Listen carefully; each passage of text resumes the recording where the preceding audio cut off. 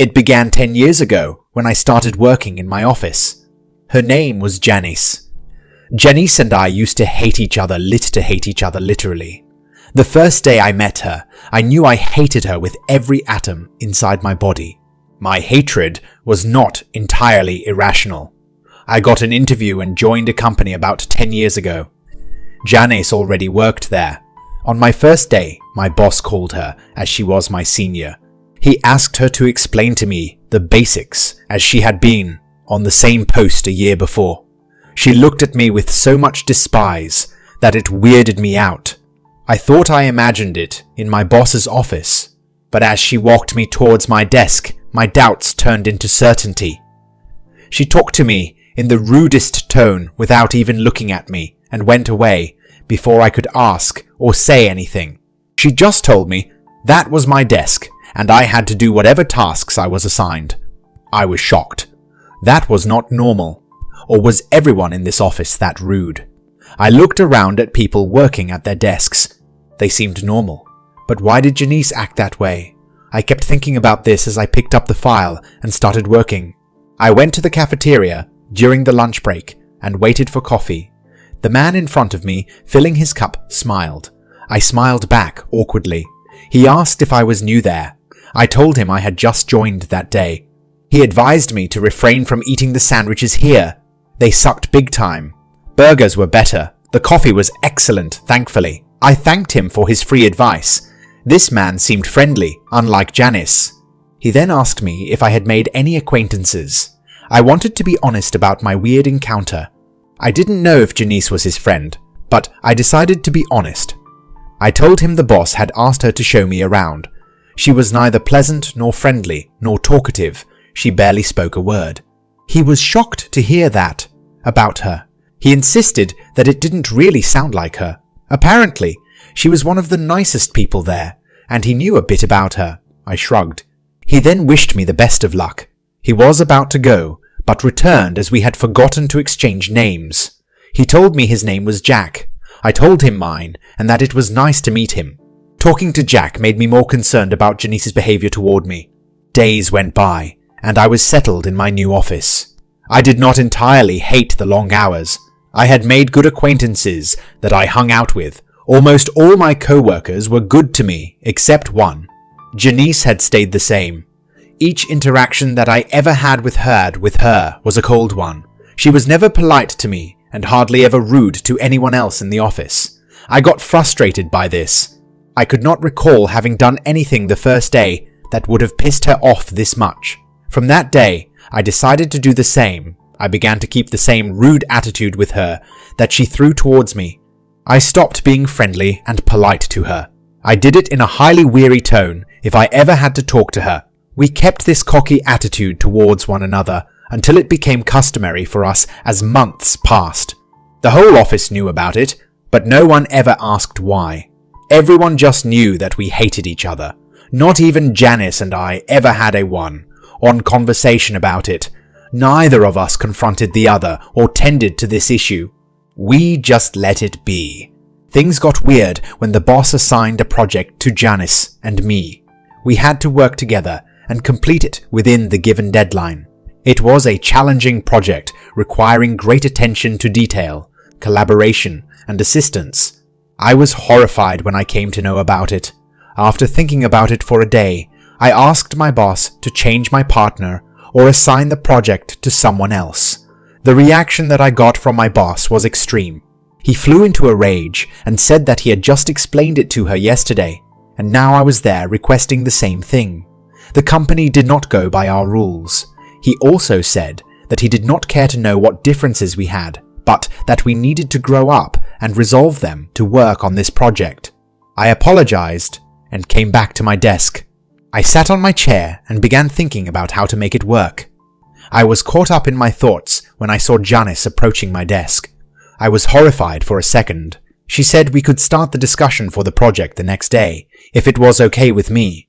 She asked me to go through the slides and data and prepare well. She used a very expressionless voice.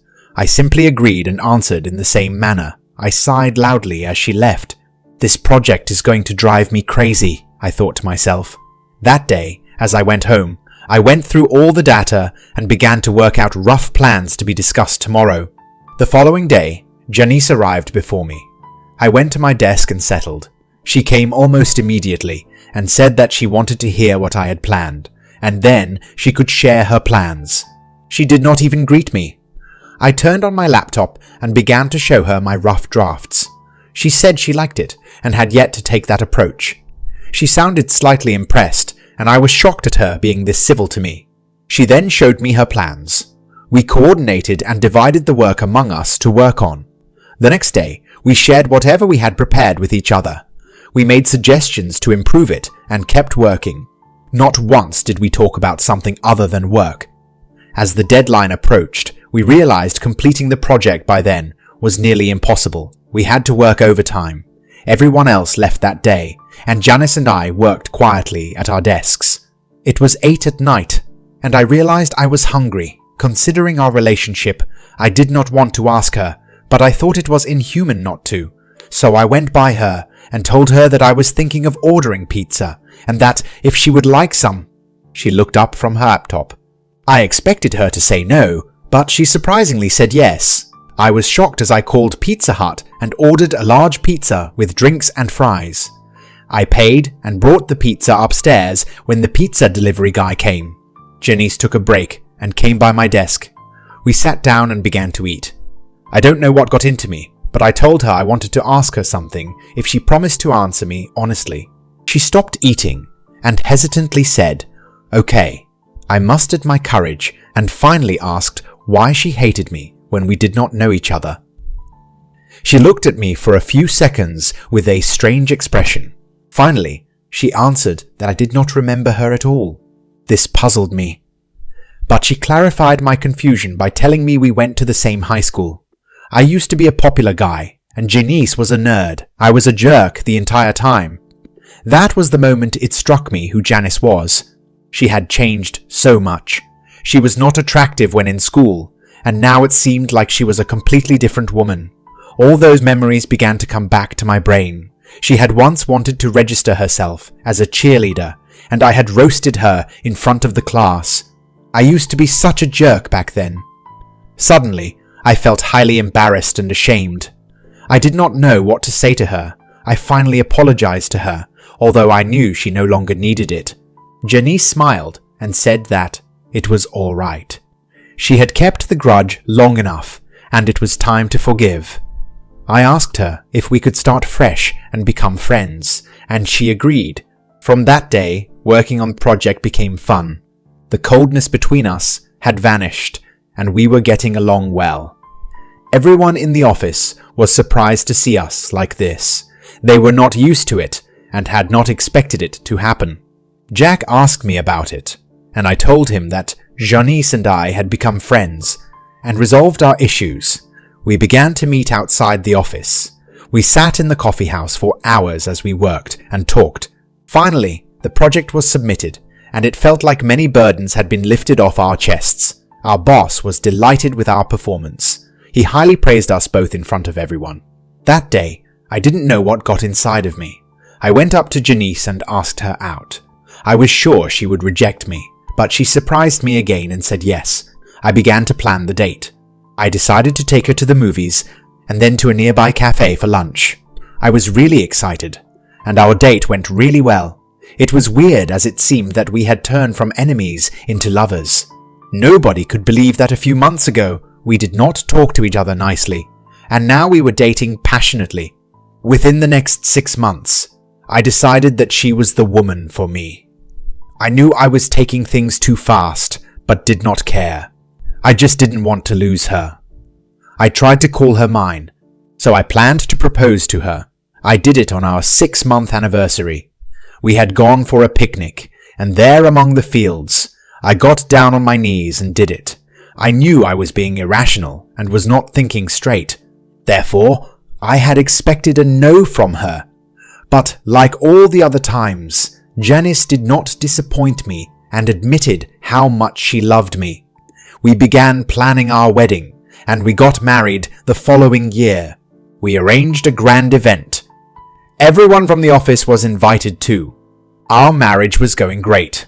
We had the exact timings and the same workplace, so we often left and returned to work together unless one of us had to work late. It was good having each other around almost all the time. It becomes tiresome to some people, but I loved Janice so much, and being with her was never dull. Her presence just made me happy instantly. I moved to her house after we married as it was closer to the office. I left my apartment for rent.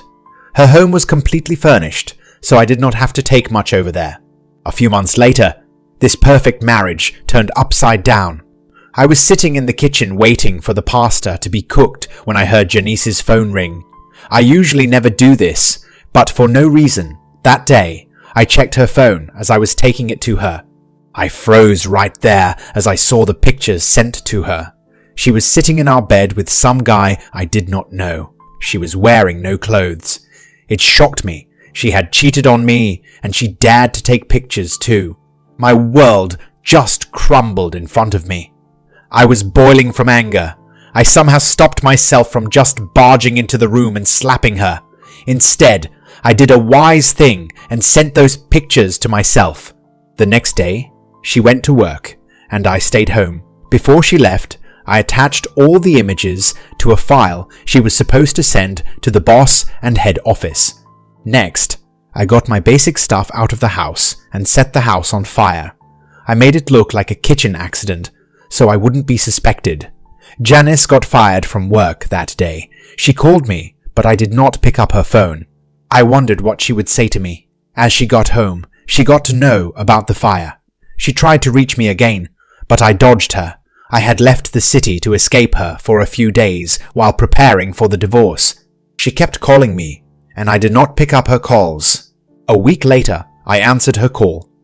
She was bewildered at what was happening in her life. She wanted to know where I had run off to, and I told her I had found out about her cheating. I also admitted that I was the one who sent her pictures to the office. She could not utter a word on the phone. It was as if she had lost her voice. I told her that I had filed a divorce and that she would be sent the divorce papers very soon. She told me about the fire. I could not admit to that, of course. I showed fake sympathy, saying I was sorry, but couldn't help her. She said she had no place to stay. I cleared it to her that it was none of my problems. It did not concern me anymore, since she was nothing more than a cheating woman. Janice tried to apologize, but I cut the call right there. I had no tolerance for such crap. She kept calling me after that for a lot of weeks. I even used to get her drunk texts and voicemails after a few days, but I blocked her eventually and cut off all contact with her. I had to do it to move on in my life. This end to my marriage and this massive heartbreak made me realize that she was always meant to be an enemy to me. Falling in love with my enemy was the biggest mistake of my life that I will always regret to some extent. I did get my revenge on her, which feels good.